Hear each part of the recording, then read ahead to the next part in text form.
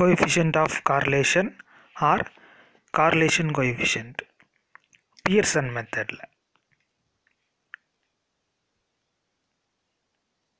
Karl Pearson coefficient of correlation. So question la Karl Pearson coefficient of correlation கேட்கலாம். Pearson coefficient of correlation or correlation coefficient Pearson method. R is equal to sigma xy divided by caps n into sigma x into sigma y. Sigma x y கண்டுபிடிக்கிறோம்ல, the small letter x y. So small X எப்படி கண்டுபிடிக்கிறது அப்படின்னா capital X minus x bar. Then y வந்து y minus y bar. So standard deviation of series x, standard deviation of series y, அது வந்து sigma y sigma x. So இது நம்ம find பண்ணிட்டோம்னா நம்ம r is equal to sigma xy divided by n into sigma x sigma y substitute பண்ணிட்டு answer கண்டுபிடிச்சிடலாம். Calculate Karl Pearson coefficient of correlation from the following data. So roll number. So roll number of students அப்படின்னு இருக்குல்ல, so அது வந்து நம்ம just நம்ம identification மட்டும்தான். So அது வந்து நம்ம கேல்குலேட்டில் எடுக்க போகிறதில்ல. ஸோ இது just identification. Marks in accountancy, marks in statistics. So அந்த ரெண்டு டீட்டெயில் கொடுத்துருக்குறாங்க. ரெண்டு டேட்டாக்கும் பிட்வீனில் எவ்வளோ டேட்டா வந்து கார்லேஷன் ஆகுது அதுதான் நம்ம கண்டுபிடிக்க போகிறோம்.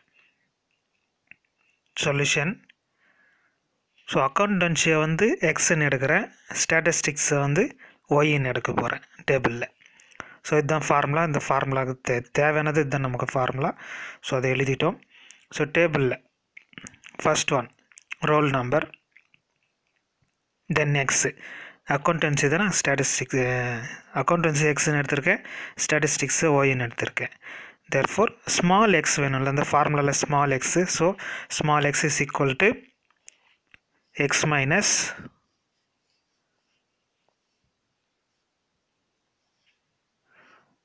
x minus x bar. So அது x bar,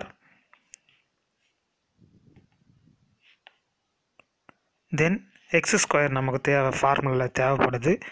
ஸோ அதனால் எக்ஸ் ஸ்கொயர், தென்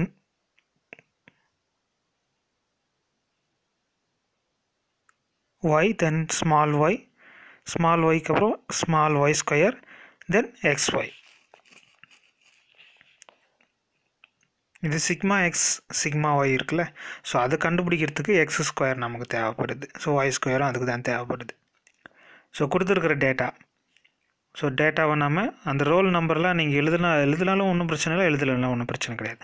ஸோ அந்த கொடுத்துருக்குற டேட்டாவை நம்ம டேபிளில் எழுதிக்கிறோம். இப்போ எக்ஸ் கண்டுபிடிக்கணும். எக்ஸ் மைனஸ் எக்ஸ் பார்.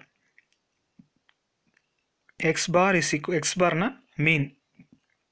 ஸோ மீனை நம்ம கண்டுபிடிக்கணும். இது ஆக்சுவல் மீன் மெத்தட். ஸோ ப்ராக்கெட்லேயோ இங்கே எங்கேயாச்சும் அஷ்யூம்டு மீன் அப்படின்னு கேட்டாங்கன்னா அஷ்யூம்டு மீன் மெத்தட் நீங்கள் சால்வ் பண்ணிட வேண்டியது தான். அஷ்யூம்டு மீன் நீங்கள் சப்ஸ்டியூட் பண்ணிட வேண்டியது தான். ஸோ அது வேறு மெத்தடு, நான் வேறு வீடியோவில் சொல்கிறேன். ஸோ இப்போ மீன் கண்டுபிடிக்கணும்.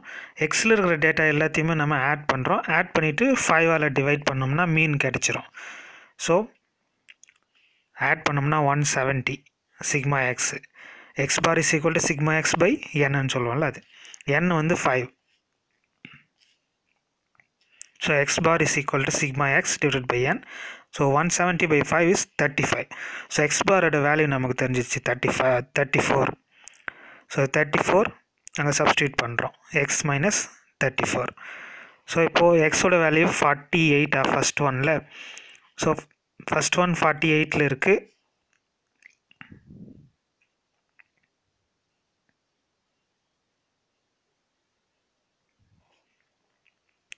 So first one 48.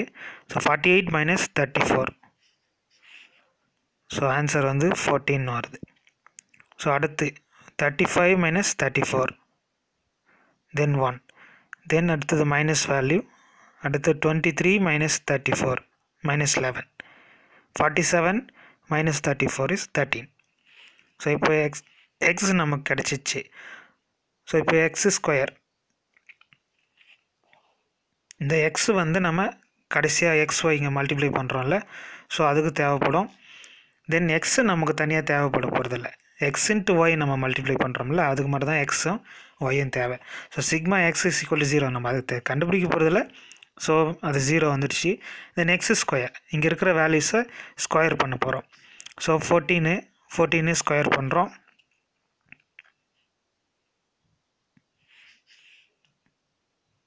196. தென் 1, தென் 17 -17 வந்து மைனஸ் ப்ளஸ் ஆகிடும். தென் 289. தென் 11 ஸ்கொயர் பண்ணால் 121. ஸோ இந்த மாதிரி ஸ்கொயர் பண்ணுறோம். இப்போ sigma x², so sigma x² is equal to 776. So அதே மாதிரி ஸ்டாட்டிஸ்டிக்ஸ் ஒய்ன்னு எடுத்திருக்கேன், அந்த டேட்டாஸ் எல்லாம் நான் அப்படியே எழுதுகிறேன். ஸோ டேட்டாஸ் எழுதிட்டோம்னா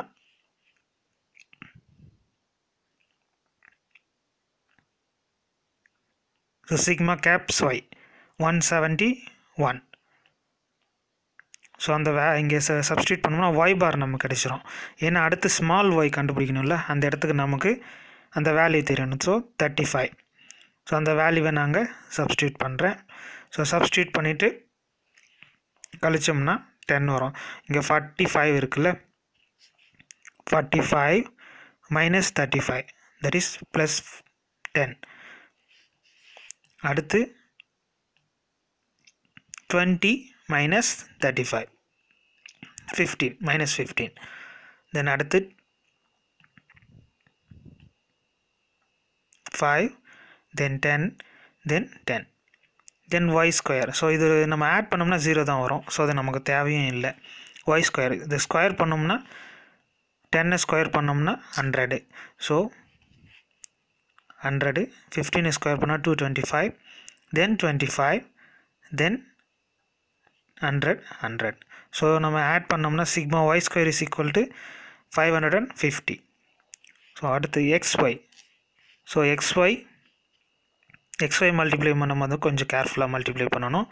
இங்கே இருக்கிறது ஸ்மால் எக்ஸ், நம்ம ஸ்மால் எக்ஸையும் ஸ்மால் ஒய்யும் தான் நம்ம மல்டிப்ளை பண்ண போகிறோம். கேப்ஸை நம்ம மல்டிப்ளை பண்ண போகிறதில்ல, அது கேப்ஸை நம்ம அப்படியே விட்டுற போகிறோம். ஸோ மல்டிப்ளை பண்ணும்போது இங்கே 14 இருக்குது. So 14 into 10. ஸோ அப்படி மல்டிப்ளை பண்ணுறோம். ஸோ மல்டிப்ளை பண்ணால் 140. தென் அடுத்ததில் -15, தென் -17 இன்ட்டு 5. ஸோ அந்த மாதிரி ஸ்மாலில் இருக்கிறத மட்டும் நம்ம மல்டிப்ளை பண்ணுறோம். ஸோ மல்டிப்ளை பண்ணால் இந்த மாதிரி ஆன்சர் வரும். ஸோ நமக்கு சம்மேஷன் தேவை. So summation 280. ஸோ நமக்கு தேவையானதெல்லாம் கிடச்சிச்சு. So sigma xy divided by n into sigma x into sigma y. So sigma எக்ஸ்க்கு வந்து standard deviation. So standard deviation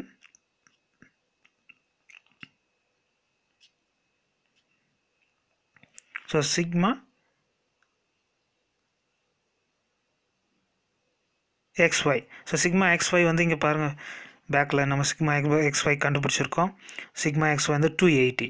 so அந்த வேல்யூவை அங்கே சப்ஸ்டியூட் பண்ணுறோம். ஸோ நியூமரேட்டரில் அந்த வேல்யூ சப்ஸ்டியூட் பண்ணிட்டோம். டினாமினேட்டரில் sigma x sigma y. So அந்த ரெண்டு வேல்யூக்கும் நம்ம எஸ்டி எடுப்போம்ல. ஸோ எஸ்டி வந்து எஸ்டி எப்படி எடுப்போம்னா